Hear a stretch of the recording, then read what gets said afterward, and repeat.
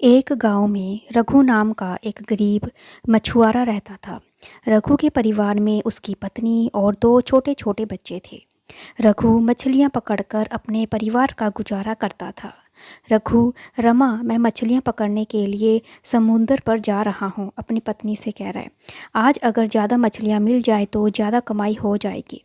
और वैसे भी मेरा जाल बहुत पुराना हो गया है और पैसे जोड़कर एक नया जाल लेना चाहता हूँ। रमा, भगवान करे आपको आज समुंदर में खूब मछलियाँ मिले और खूब कमाई हो। वैसे भी हर रोज के खर्च से पैसे बच ही नहीं पाते। इसके बाद रघु अपना जाल उठाता है और समुंदर पर पहुंचता है। समुंदर के किनारे उसकी नाव खड़ी होती है, जिसमें बैठकर वो बीच समुंदर में चला जाता है। वहाँ पर उसका दोस्त किशन भी मछलियाँ पकड़ रहा होता है। दोनों बातें करते हुए मछलियाँ पकड़ना शुरू कर देते हैं। रघु, भैया कुछ ज़्यादा मछलियाँ मिल जाए तो अच्छी कमाई हो जाएगी। मेरा तो जाल भी पुराना हो चुका है। पैसे बचे तो एक नया जाल लेना चाहता हूँ। किशन, हाँ भाई, मेरा भी यही हाल है। मेरे घर की तो छत ही टूटी हुई है। मुझे अपने घर के छत की ठीक करवानी है, लेकिन पैसे ही नहीं जुड़ते। मुझे तो बहुत डर लग रहा है, क्योंकि बारिश का मौसम आने वाला है और बारिश के मौसम में तो समुद्र में तूफान भी आते रहते हैं। इस वजह से वो दोनों रोजाना की बातें करते हुए और मछलियाँ पकड़ते रहते थे। मछलियाँ पकड़ने के बाद रघु काफ़ी देर तक बाजार में बैठा रहता है, ताकि उसकी सभी मछलियाँ अच्छे दामों में बिक जाएं। रघु शाम को देरी से घर पहुंचा और रमा, अरे आज तो आपको बहुत देर हो गई। क्या हुआ, कुछ ज़्यादा पैसे जमा हुए या नहीं?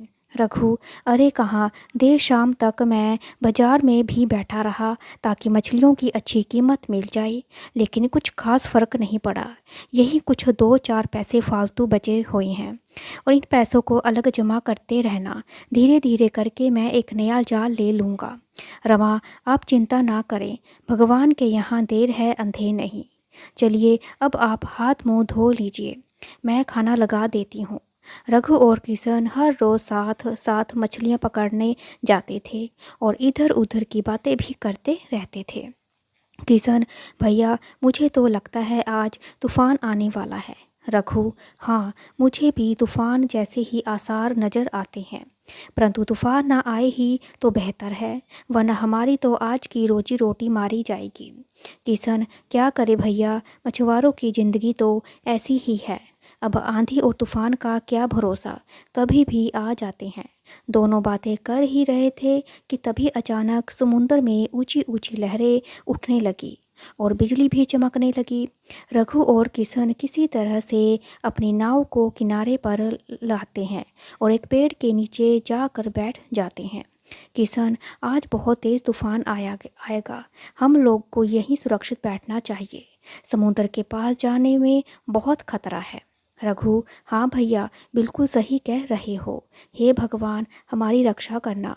इस तरह वो दोनों पेड़ को अच्छी तरह पकड़कर वहीं बैठ जाते हैं। कुछ देर बाद एक भटकती हुई नाव किनारे के कुछ ही दूरी पर बह रही होती है।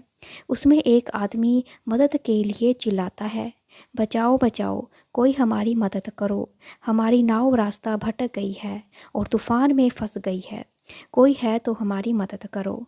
रघु, अरे लगता है कोई रास्ता भटक गया है और तूफान में फंस गया है, हमें चलकर उसकी मदद करनी चाहिए और उसकी नाव को किनारे लगाना चाहिए, कहीं इस भयंकर तूफान में वो लोग मौत के मुंह में ना फंस जाएं।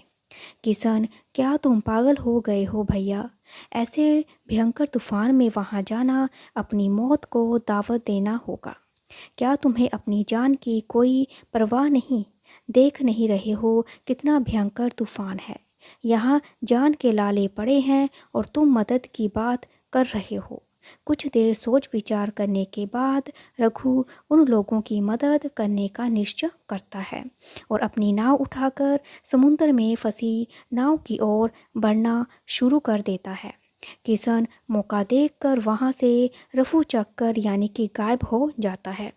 रघु, आप लोग चिंता ना करो, अपनी नाव को किनारे की दिशा में घुमाओ, मैं अपनी नाव से रस्सी फेंक रहा हूँ, उसे पकड़कर मेरी नाव की दिशा में बढ़ना शुरू करें। मैं पूरी कोशिश करूँगा कि आपकी नाव सुरक्षित किनारे तक पहुँच जाए। रघु रस्सी को घुमाते हुए दूसरी नाव पर फेंकता है और दूसरी नाव पर बैठे आदमी ने तुरंत उस रस्सी को पकड़ लिया और रघु अपनी पूरी जान लगाकर किनारे की तरफ बढ़ना शुरू कर देता है। कड़ी मशक्कत के बाद रघु उस नाव को सुरक्षित किनारे तक ले आया। उस नाव में एक व्यापारी दीनानाथ और उसका एक साथी होता है।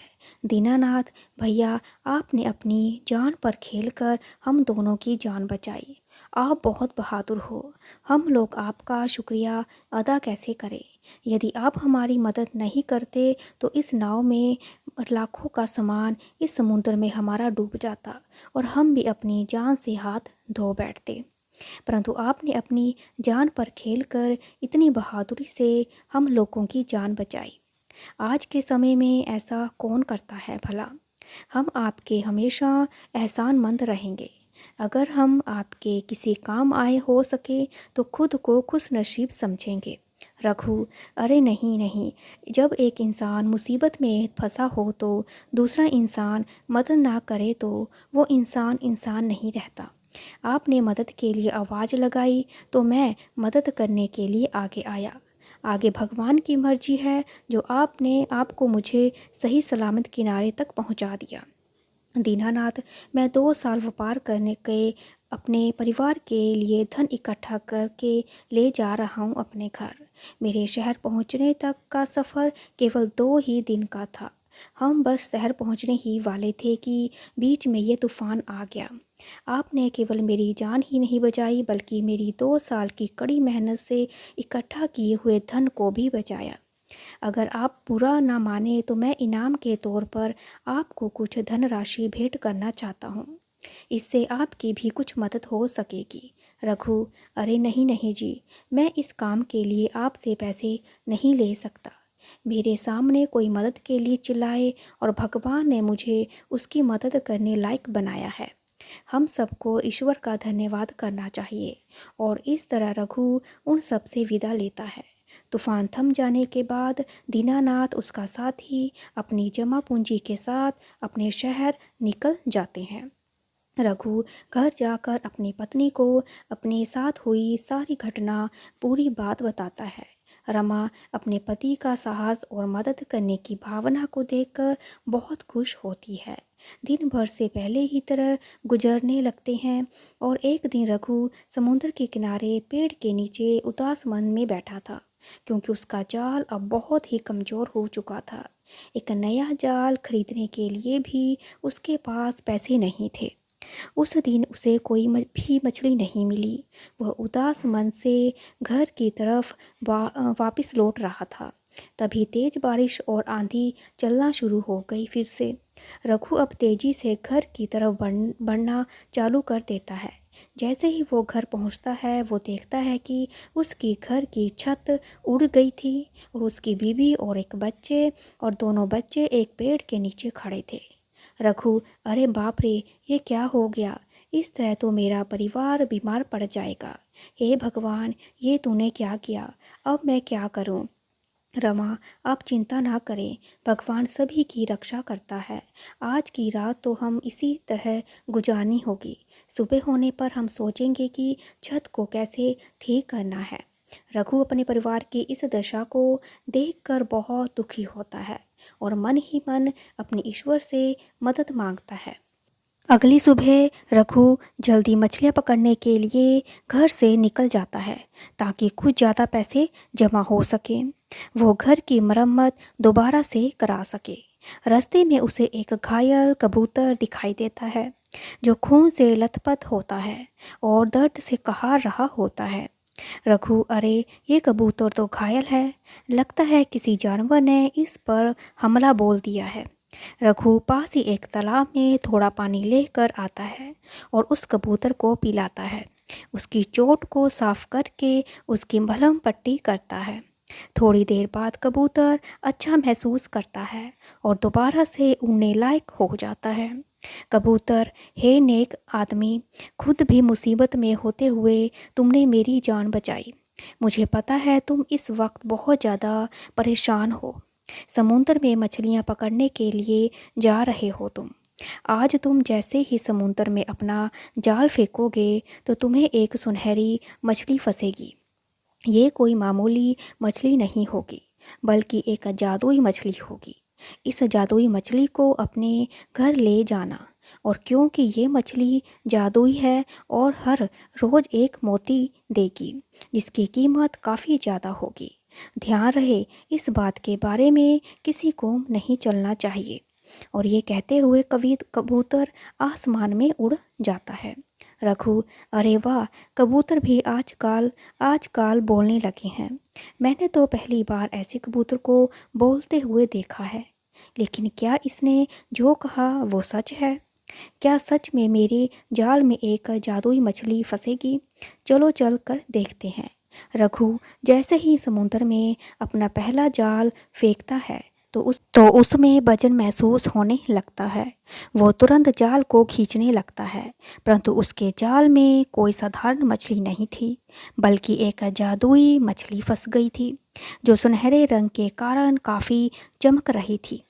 ये देखकर रघु की आंखें फटी की फटी रह जाती हैं। वो तुरंत उस मछली को लेकर घर की ओर भागता है। और रामा, अरे क्या हुआ? इस तरह भागते हुए क्यों आ रहे हो? रघु कुछ बोलने से पहले घर का दरवाज़ा बंद करना और उस जादुई मछली को एक पानी में भरी बाल्टी में डाल देता है। रघु, रमा देखो, ये एक जादुई मछली है।